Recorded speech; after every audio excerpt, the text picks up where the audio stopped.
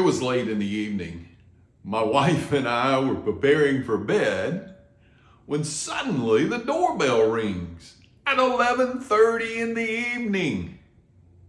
My choice was to ignore it or answer it. Well, I chose to answer the door that night. And when I opened the door, much to my surprise, stood a young lady. She said, "Please help me. My boyfriend is chasing me. He's beating me up. I've been hiding under your car." I allowed her in and closed the door quickly behind her. And as she got in the light, I noticed the bruises on her face, the scratches on her arms, and the dirt and oil on her t-shirt. At this point, my wife's motherly instincts kicked in and she helped Maria into the kitchen where she got her a glass of water and began to take care of her, washing her face and cleaning up her arms while I called the authorities. The police arrived and came into the house and began to ask me questions about the events of the evening. It was at this point my wife said, "Gentlemen, you need to stop. I think we have a bigger problem here."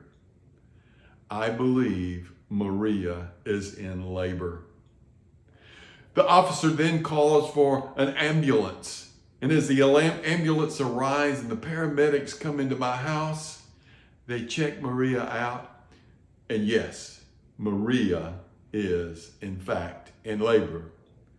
They put her on the stretcher and take her out of the house. The police officers followed behind,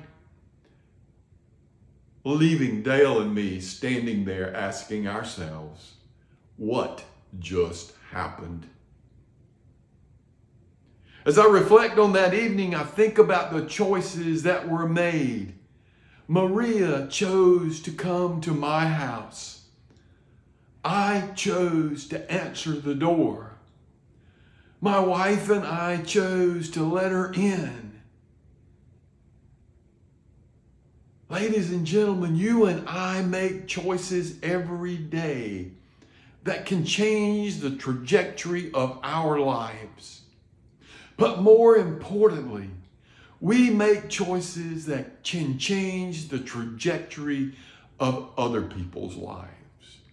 Like the mother and her newborn child, Maria. I ask you to think about this. As you make choices today, what will your future self tell you about those choices? Will you make the right choice? And will it change the trajectory of your life and those that you impact? Thank you.